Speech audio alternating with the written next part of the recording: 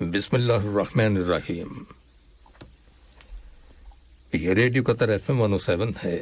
اب آپ محمود احمد سے خبریں سنیے۔ ابتدا میں پیش خدمت ہیں اہم خبروں کی سرخیاں۔ صاحب اسم امیر نے سعودی عرب کے فرمانروا خادم الحرمین کو شہزادہ سعود بن عبداللہ بن عبد الرحمن بن فیصل آل سعود کے انتقال پر تعزیت کا برقی پیغام اور جمہوریہ سیشیلز کے صدر کو ان کے ملک کے یوم آزادی کی سالگرہ کے موقع پر مبارکباد کا برقی پیغام ارسال کیا ہے۔ ریاست قطر نے دہشت گردی اور پرتشدد انتہا پسندی کی روک تھام اور اس سے نمٹنے کے لیے ایک جامع نقطہ نظر کے ذریعے بین الاقوامی تعاون کو مضبوط بنانے کے اپنے غیر متزلزل عزم کا اعادہ کیا ہے۔ ریاست قطر نے سویڈن کی حکومت کی جانب سے دارالحکومت اسٹاک ہوم میں قرآن پاک کے نسخے کو جلانے کی اجازت دینے کی سخت ترین الفاظ میں مذمت کی ہے۔ اور جدہ میں امریکی قونصل خانے کے سامنے سیکیورٹی فورسز کے ساتھ فائرنگ کے تبادلے میں ایک مسلح شخص ہلاک ہو جانے کی خبر ملی ہے۔ یہ تھی اہم خبروں کی سرخیاں، اور اب سے چند لمحوں بعد تفصیل سے خبریں نشر کی جائیں گی۔ لیجیے اب آپ تفصیل سے خبریں سنیے۔ صاحب اسم امیر شیخ تمیم بن حمد آل ثانی نے سعودی عرب کے فرمانروا خادم الحرمین شاہ سلمان بن عبدالعزیز آل سعود کو شہزادہ سعود بن عبداللہ بن عبد الرحمن بن فیصل آل سعود کے انتقال پر تعزیت کا برقی پیغام ارسال کیا ہے۔ نائب امیر شیخ عبداللہ بن حمد آل ثانی اور وزیر اعظم و وزیر خارجہ شیخ محمد بن عبد الرحمن بن جاسم آل ثانی نے بھی اس موقع پر خادم الحرمین شاہ سلمان بن عبدالعزیز آل سعود کو تعزیت کے برقی پیغامات روانہ کیے ہیں۔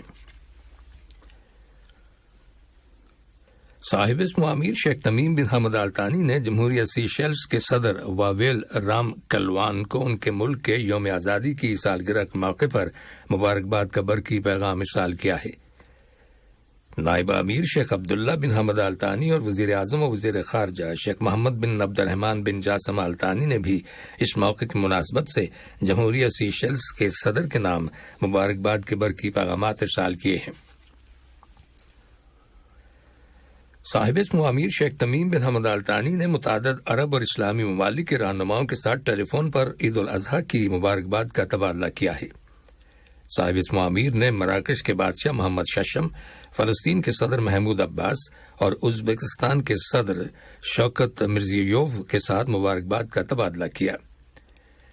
صاحب اسم امیر شیخ تمیم بن حمد آل ثانی کو برادر ملک وفاقی جمہوریہ صومالیہ کے صدر حسن شیخ محمود اور پاکستان کے وزیر اعظم شہباز شریف کی جانب سے بھی ٹیلی فون کالز موصول ہوئیں، جن کے دوران عید الاضحیٰ کی مبارکباد کا تبادلہ کیا گیا۔ ریاست قطر نے دہشت گردی اور پرتشدد انتہا پسندی کی روک تھام اور اس سے نمٹنے کے لیے ایک جامع نقطہ نظر کے ذریعے بین الاقوامی تعاون کو مضبوط بنانے کے اپنے غیر متزلزل عزم کا اعادہ کیا ہے۔ اقوام متحدہ میں قطر کی مستقل مندوب شیخہ علی احمد بن سیف آل ثانی نے افریقہ میں انسداد دہشت گردی کے لیے اقوام متحدہ کی مشترکہ اپیل کے ضمنی پروگرام میں تقریر کرتے ہوئے ریاست قطر کے اس دعوے کا اعادہ کیا کہ دہشت گردی کی افزائش بین الاقوامی امن اور سلامتی کے لیے ایک بڑا خطرہ ہے۔ انہوں نے کہا کہ ریاست قطر نے انسداد دہشت گردی کے لیے اقوام متحدہ کے ٹرسٹ فنڈ میں کثیر سالہ مدت 2019-2026 کے لیے $120 ملین کی اسٹریٹجک سرمایہ کاری کے ذریعے پرتشدد انتہا پسندی کی روک تھام کے سلسلے میں کیے جانے والے اقدامات کی حمایت کا عہد کیا ہے۔ انہوں نے اقوام متحدہ کے دفتر برائے انسداد دہشت گردی UNOCT مراکش، نائجیریا اور تیونس کے ساتھ مل کر افریقہ میں انسداد دہشت گردی کے لیے مشترکہ اپیل لانچ کرنے کے لیے شکریہ ادا کیا۔ ریاست قطر نے سویڈن کی حکومت کی جانب سے دارالحکومت اسٹاک ہوم میں قرآن پاک کے نسخے کو جلانے کی اجازت دینے کی سخت ترین الفاظ میں مذمت کی ہے، اور کہا ہے کہ خاص طور پر عید الاضحیٰ کے موقع پر یہ شرمناک اور گھناؤنا عمل دنیا بھر کے 2 ارب سے زیادہ مسلمانوں کے لیے اشتعال انگیزی کی ایک کارروائی ہے جس سے ان کے جذبات مجروح ہوئے ہیں۔ وزارت خارجہ کی جانب سے جاری کردہ ایک بیان میں خبردار کیا گیا ہے کہ آزادی اظہار کے بہانے قرآن پاک کے نسخے کی بار بار بے حرمتی کی اجازت دینے سے نفرت اور تشدد کو ہوا ملے گی اور پرامن بقائے باہمی کی اقدار کو نقصان پہنچے گا۔ وزارت خارجہ کے بیان کے مطابق اس نازیبا اور گھٹیا عمل کی اجازت دینے سے دوہرے معیار کا مکرو چہرہ بھی سامنے آ گیا ہے۔ وزارت خارجہ کے بیان میں واضح کیا گیا ہے کہ قطر عقیدہ، نسل یا مذہب کی بنیاد پر نفرت انگیز تقاریر اور سیاسی تنازعات میں مقدسات کو گھسیٹنے کی تمام کوششوں کو مسترد کرتا ہے۔ بیان میں رواداری اور بقائے باہمی کی اقدار کے لیے ریاست قطر کی مکمل حمایت اور بات چیت اور فہم و تفہیم کے ذریعے بین الاقوامی امن و سلامتی کو مستحکم کرنے کی خواہش کا اعادہ کیا گیا ہے۔ قطر نے عالمی برادری سے اپیل کی ہے کہ وہ نسل پرستی، نفرت، امتیازی سلوک، تشدد اور اشتعال انگیزی کو ترک کرنے کے ضمن میں اپنی ذمہ داریاں پوری کرے۔ تنظیم اسلامی تعاون OIC نے بھی سویڈن کے شہر اسٹاک ہوم میں بدھ کے روز عید الاضحیٰ کے پہلے دن قرآن پاک کے نسخے کو نظر آتش کرنے کی شدید مذمت کی ہے۔ کل ایک بیان میں ایسے اقدامات کی سنگینی سے خبردار کرتے ہوئے OIC نے متعلقہ حکومتوں سے مطالبہ کیا ہے کہ وہ اس قسم کی کارروائی کے دوبارہ کیے جانے کو روکنے کے لیے مؤثر اقدامات کریں۔ بیان میں جنس، زبان یا مذہب کی تفریق کے بغیر عالمی سطح پر انسانی حقوق اور بنیادی آزادی کے احترام کے حوالے سے اقوام متحدہ کے چارٹر پر عمل پیرا ہونے کی ضرورت پر زور دیا گیا ہے۔ خلیج کی کونسل برائے تعاون GCC کے سیکرٹری جنرل جاسم محمد البودیوی نے بھی قرآن پاک کے نسخے کو نظر آتش کرنے کی شدید مذمت کی ہے۔ سیکرٹری جنرل نے سویڈش حکام کی جانب سے ایسے اقدامات کو روکنے کے لیے فوری مداخلت کی ضرورت پر زور دیا ہے جو نفرت اور انتہا پسندی کو جنم دیتے ہیں۔ البودیوی نے زور دیتے ہوئے کہا ہے کہ ایسے غیر ذمہ دارانہ رویے اور اقدامات جو دنیا بھر کے مسلمانوں کے جذبات کو مشتعل کرنے کا باعث بنتے ہیں، ان کا مقابلہ تمام قانونی اور اخلاقی طریقوں سے سب کے تعاون سے کیا جانا چاہیے اور انتہا پسندی اور مذہبی جنونیت کو ترک کیا جانا چاہیے۔ ادھر کل سینکڑوں کی تعداد میں لوگوں نے عراق کے دارالحکومت بغداد میں سویڈن کے سفارت خانے پر دھاوا بول دیا۔ رپورٹس کے مطابق شیعہ رہنما مقتدی الصدر کے حامیوں کا ایک ہجوم 15 منٹ تک سفارت خانے کے کمپاؤنڈ کے اندر رہا۔ سیکیورٹی فورسز کی مداخلت کے بعد لوگ وہاں سے چلے گئے۔ یہ خبریں ریڈیو قطر FM 107 سے نشر کی جا رہی ہیں۔ جدہ میں امریکی کونسل خانے کے سامنے سیکیورٹی فورسز کے ساتھ فائرنگ کے تبادلے میں ایک مسلح شخص ہلاک ہو جانے کی خبر ملی ہے۔ سعودی پریس ایجنسی کے مطابق حملہ آور نے امریکی کونسل خانے کی عمارت کے قریب اپنی گاڑی کھڑی کی اور وہ آتشی اسلحہ لے کر باہر نکلا۔ سیکیورٹی حکام نے فوری کارروائی کی اور فائرنگ کے تبادلے کے نتیجے میں حملہ آور ہلاک ہو گیا۔ اس کے علاوہ کونسل خانے کے سیکیورٹی گارڈز کے ساتھ کام کرنے والا ایک نیپالی زخمی ہو گیا جو بعد میں زخموں کی تاب نہ لا کر چل بسا۔ سعودی حکومت نے اس واقعے کی چھان بین شروع کر دی ہے۔ فلسطین کی وزارت خارجہ نے بین الاقوامی فوجداری عدالت ICC سے مقبوضہ فلسطینی علاقوں میں اسرائیلی آبادکاری کے جرائم کی مرتکب افراد کے خلاف مقدمہ چلانے کا مطالبہ کیا ہے۔ کل ایک بیان میں وزارت خارجہ نے کہا کہ ICC کو اس جرم میں ملوث افراد کے خلاف وارنٹ گرفتاری جاری کرنے میں اپنی ذمہ داری ادا کرنی چاہیے۔ فلسطینی وزارت خارجہ نے ایلی کے علاقے میں غیر قانونی یہودی بستی میں حال ہی میں تعمیر کی گئی عمارتوں کو ہٹانے سے انکار کی مذمت کرتے ہوئے کہا کہ انکار اس بات کی عکاسی کرتا ہے کہ اسرائیلی عدالتوں کے فیصلے کسی متعلقہ قانون سازی کے بجائے سیاست پر مبنی ہیں۔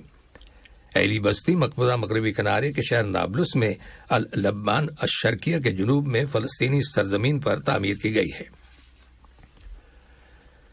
سوڈان میں فوج اور ریپڈ سیکیورٹی فورسز RSF کے دستوں کے درمیان عید کے موقع پر کی گئی عارضی جنگ بندی کے بعد اب وہاں دوبارہ جھڑپیں شروع ہو گئی ہیں۔ کل سوڈان کے فوجی طیاروں نے دارالحکومت خرطوم کے مشرق میں واقع RSF کے ٹھکانوں پر بمباری کی۔ واضح ہے کہ عید الاضحیٰ کے موقع پر دونوں جانب سے یک طرفہ طور پر 2 روزہ جنگ بندی کا اعلان کیا گیا تھا۔ یوکرین کی حکومت نے اعلان کیا ہے کہ اس کی فوج نے باخموت شہر کے گرد و نواح کے علاقے میں پیش قدمی کی ہے اور اسے کامیابی حاصل ہوئی ہے۔ واضح ہے کہ یوکرین کی فوج نے روس کے زیر قبضہ علاقوں کو واپس لینے کے لیے کئی ہفتے پہلے جوابی حملے شروع کیے تھے، لیکن ابھی تک اسے کوئی نمایاں کامیابی حاصل نہیں ہوئی۔